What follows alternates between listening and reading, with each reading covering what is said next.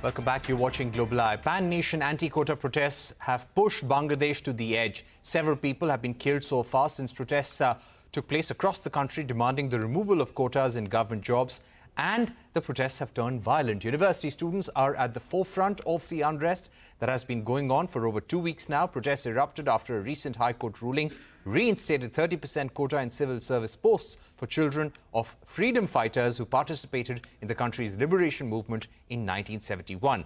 56% of the government jobs in Bangladesh are reserved. The protesters want the 30% reservation for children of freedom fighters to be abolished.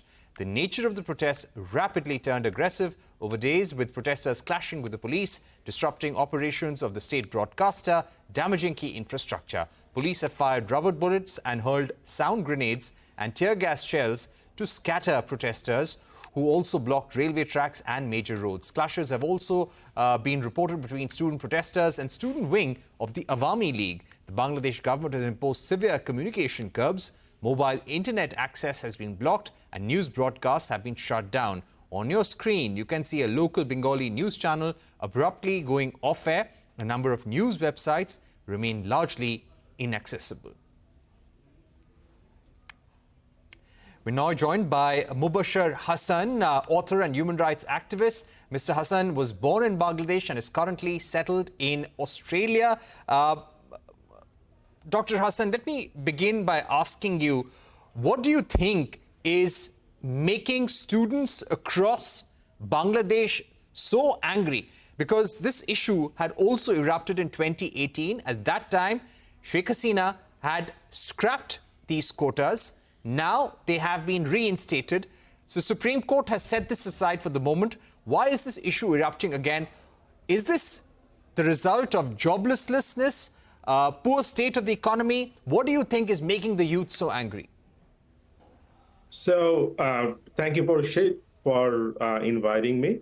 The situation is very concerning in Bangladesh. In answering your question, there are several factors that are integral to understand what is happening in Bangladesh. First of all, as you correctly said, there are not enough economic opportunity and employment opportunity for the youths in the country. If you see the surveys that is being conducted in the past decade, many surveys found that Bangladeshi youth are not really happy or hopeful about the future in the country. So the civil service jobs provides a job security. And for that reason, they wanted to have a fairer access to the civil service jobs based on their merit. That's number one. Second is that when they began the protest this time, the Prime Minister Sheikh Hasina called them Rajakar. And, it's a very sensitive topic. Those who do not know the background, when Bangladesh was in liberation war against Pakistan, several Bangladeshis sided with the Pakistani military and participated in atrocity crimes against the Bengalis, and those Bengalis known as Rajakars. So that kind of hurled a moral humiliation to the students, and that made them angry.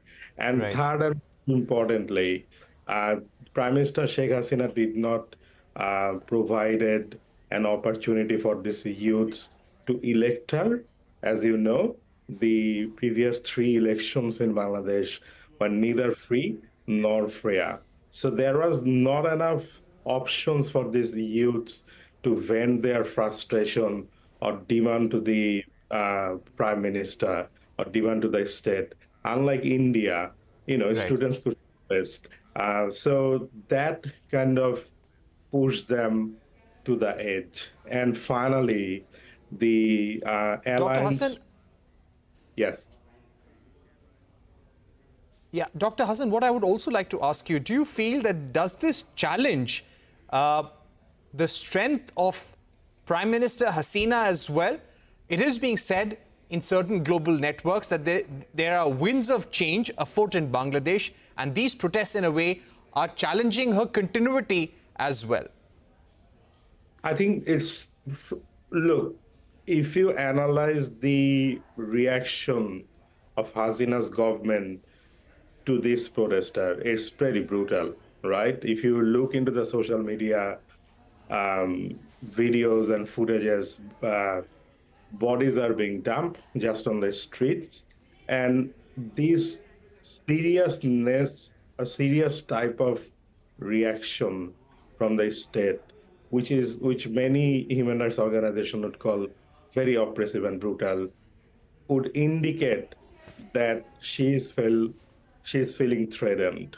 So it is perhaps her intention to control it fiercely. I just wanted to say one thing which is quite important to understand. Previous years in Bangladesh, many people didn't speak up out of fear. So fear was an integral part of this government to persist. But what this Generation G or the young Bangladeshis have demonstrated for the past few weeks is that they broke free of fear. And authoritarian regimes thrive on fear. So I think that's what the government is getting a bit unsettled and decided to cut off all the communication so that they can reestablish the control. But the problem is they could control the movement for now, but human beings have also memories. And this young generation who grew up in post-1971 Bangladesh, for them, to millions of young Bangladesh, I think her legacy is being severely tarnished.